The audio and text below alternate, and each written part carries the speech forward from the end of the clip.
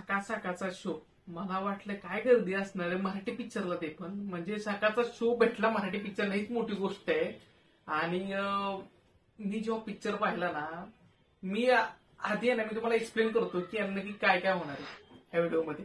तुमच्या डोक्यात खूप सारे प्रश्न असतील की नक्की छत्रपती संभाजी महाराजांचं काय काय दाखवलं या पिक्चरमध्ये, किंवा छत्रपती संभाजी महाराजांचे शेवटला जे हाल केले औरंगजेबने नक्की दाखवले त्या पिक्चरमध्ये. मी सगळ्या गोष्टी सांगणार आहे तुम्हाला, पण आहे ना तुम्ही हा व्हिडिओ शेवटपर्यंत बघा. मी तुम्हाला या सगळ्या गोष्टीचा खुलासा करणार आहे.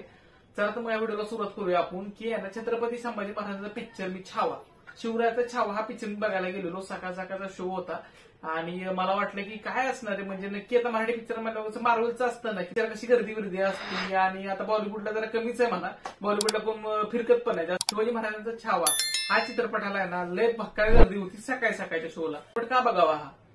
छत्रपती शिवाजी महाराजांची व्यक्तिरेखा ज्यांनी साकारली आहे, आणि छत्रपती शिवाजी महाराजांची व्यक्तिरेखा म्हणतात की छत्रपती शिवाजी महाराजांची व्यक्तिरेखा साकारली आहे, ते ऍक्च्युअली ऍक्टिंग जे केली ना त्यांनी, म्हणजे असं वाटत नाही आपण कुठलं बघताना की ऍक्टिंग केली. खरंच मी कौतुक करेन की लेखन एवढं भारी झालंय ना पिक्चरचं, डायरेक्शन लेखन एवढं मस्त झालं ना पिक्चरचं की first frame to last frame पर्यंत आपल्या सगळ्यांना बांधून ठेवलंय अख्खा पिक्चरने.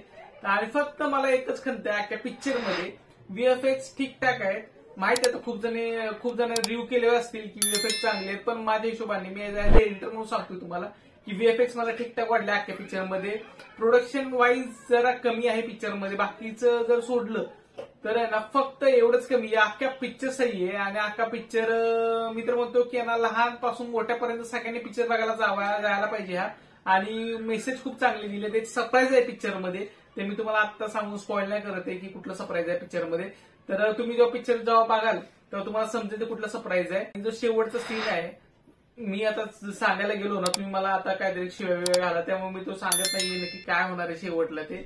नाहीतर मग तुम्ही बोला ते आयला तो याने आधीच सांगितलं आणि आम्ही पिक्चर बघायला गेलो, काय मजा राहिली ना पिक्चर बघायची. मग तर तो जरा सस्पेन्स ठेवूया आपण जरा.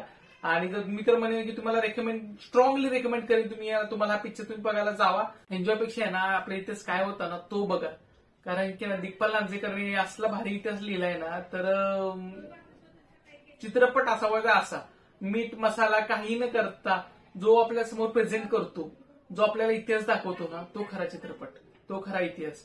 तर मी तर म्हणेन मी तर ह्या मूवीला सपोर्ट करतोय. आणि तुम्ही जर आपलं टॅगलाईन वापरत नसाल तर तुम्ही आतापासून आपलं टॅगलाईन वापरा, NGR सपोर्ट मराठी सिनेमा. आपण हे टॅगलाईन सुरू केलंय जेणेकरून आपला मराठी सिनेमा जास्त लोकांनी बघावा आणि जास्त लोकांनी बॉक्स ऑफिसवरती तो हिट करावा पिक्चर. कारण की आपल्या पिक्चरची मार्केटिंग खूप कमी होते आणि हा आपण मार्केटिंगचा एक हिस्सा आहे की आपण मराठी पिक्चरचं आपण मार्केटिंग करतोय.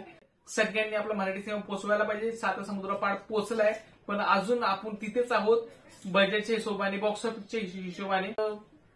चला तर मग या मोहिमेला तुमची साथ द्या आणि या चॅनल लाईक करा, शेअर करा, सबस्क्राईब करा. तोपर्यंत आपण भेटूया का नवीन व्हिडिओ. तोपर्यंत बाय.